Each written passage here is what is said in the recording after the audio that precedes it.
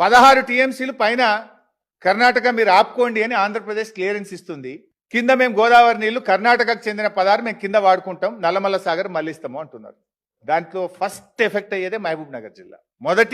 మొదటి నష్టం జూరాల ప్రాజెక్టుకు మహబూబ్ నగర్ జిల్లాకు నష్టం జరుగుతుంది. 16 టీఎంసీలు పైన ఆగినాయి అనుకో, ఇలా పరిస్థితి ఏంది? మంచినీళ్ళకు కూడా జూరాల మీద ఆధారపడ్డటువంటి ప్రజలకు మంచినీళ్ళు కూడా లేవు కదా ఈరోజు. ఇప్పుడు యాసంగిలో ఏముంది? భీమా, నెట్టంపాడు, కోయిల్ సాగర్ మొత్తం క్రాప్ హాలిడే.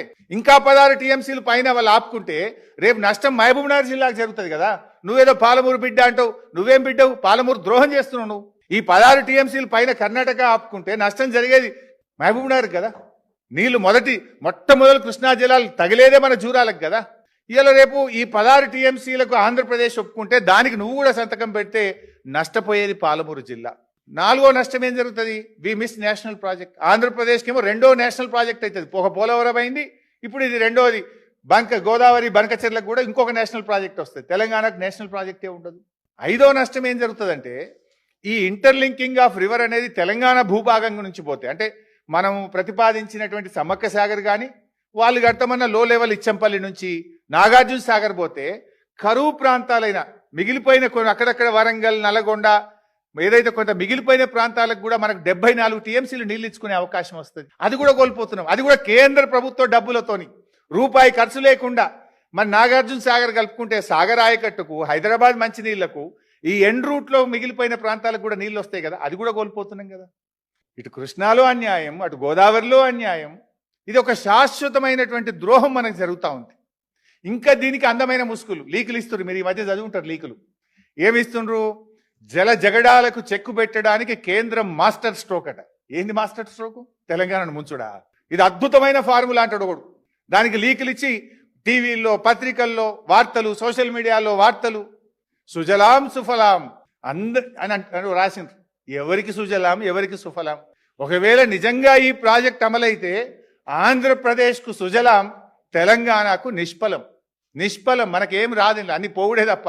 మన సమ్మక్క సాగర్ పోతాయి, డైవర్షన్ వాటర్లో 45 టీఎంసీ పోతుంది, ఇంటర్లింకింగ్లో రావాల్సిన 74 టీఎంసీలు పోతుంది, అనుమతులు రావాల్సిన 139 టీఎంసీలు పోతుంది, కృష్ణా నదిలో ట్రిబ్యునల్ ముందు 90 టీఎంసీలకు ఎఫెక్ట్ అవుతుంది, నేషనల్ ప్రాజెక్ట్ రాకుండా పోతుంది. ఆంధ్రప్రదేశ్కు సుజలాం, తెలంగాణకు మాత్రం నిష్ఫలం. దీనికి మన రేవంత్ రెడ్డి గారు తలలూపుడు. ఇంకా ఈ లీకులు రాయించుడు. తెలంగాణ మేము పదే ఒకటే చెప్పినాం. ఫస్ట్ మా 968కి అనుమతులు ఇచ్చినాకనే ఇంటర్లింకింగ్ చేయాలి. ఆ ఇంటర్లింకింగ్ చేసే నీళ్లలో సగం తెలంగాణకి ఇవ్వాలని కుండబద్దలు కొట్టినంత స్పష్టంగా ప్రతి మీటింగ్ లో తెలంగాణ వాదిస్తూ వచ్చింది. కానీ మీరేం చేస్తుండ్రు? అది ఏమి పట్టించుకుంటలేదు. మనకి ఇంకా 139 టీఎంసీకి గోదావరిలో సిడబ్ల్యూసీ అనుమతులు పెండింగ్ లో ఉన్నాయి. అది కాకుండా 74 ఇవి రావాలి కదా ఇంటర్లింకింగ్ ఆఫ్ రివర్స్ లో. 148 సగం ఏమంటే ఆ రోజు ఒప్పుకున్నది కదా కేంద్రం. ఈ 139 మరియు ఈ 74 అంటే 213 టీఎంసీలు ఇవాళ తెలంగాణకు బొక్కబడబోతున్నది. ఈ తుగ్లక్ గవర్నమెంట్ వల్ల, ఈ అవగాహన లేనటువంటి ఈ కాంగ్రెస్ ప్రభుత్వం యొక్క తప్పుడు చర్యల వల్ల ఒకవేళ ఈ ప్రాజెక్టుకు అనుమతి అంటూ జరిగితే 213 టీఎంసీలు గోదావరిలో మనకు నష్టం జరగబోతాం. ఇది కాకుండా అసలు ఓవరాల్ గా మనం ఏం జరుగుతుంది ఇంకా కూడా అర్థం చేసుకునే ప్రయత్నం చేస్తే, ఇప్పుడు ఆంధ్రప్రదేశ్ కు వాళ్ళు 200 టీఎంసీలు డైవర్షన్ అనుకున్నారు. వాళ్ళు ఎంత ప్లాన్ గా చేస్తున్నారు? ఇప్పుడు 47 సమ్మక్క వదిలిపెట్టాలట. మనం 15 మాకు గోదావరిలో సేవింగ్స్ ఉన్నాయని పెట్టిండ్రు. 45 ఈ ఇంటర్లింకింగ్ ఆఫ్ రివర్స్ లో ఆంధ్రప్రదేశ్ షేర్ అంటున్నారు. కర్ణాటక డీకే శివకుమార్ మా షేర్ ఇవ్వండి అని అడిగిండు కదా, వాళ్ళకు 16 టీఎంసీలు ఇచ్చింది. ఇస్తే కర్ణాటకకి ఏం చెప్తుంది ఆంధ్రప్రదేశ్? మీరు పైన 16 టీఎంసీలు కృష్ణాలు ఆపుకోండి, మేము మీ 16 కింద గోదావరిలో మేము తీసుకుంటాం ఇడా అంటున్నారు. అంటే కర్ణాటక ఈ 16, 45 ఆంధ్రప్రదేశ్ షేరు. ఆంధ్రప్రదేశ్ క్లెయిమ్ చేస్తున్న, అది కూడా నిజం కాదు, క్లెయిమ్ చేస్తున్న గోదావరిలో సేవింగ్స్ 15, మన రాష్ట్రానికి హక్కుగా ఉన్న 47 సమ్మక్క వదులుకోవాలన్నట. మొత్తం ఇదొక 123. తమిళనాడుకి ఇస్తామన్న 44.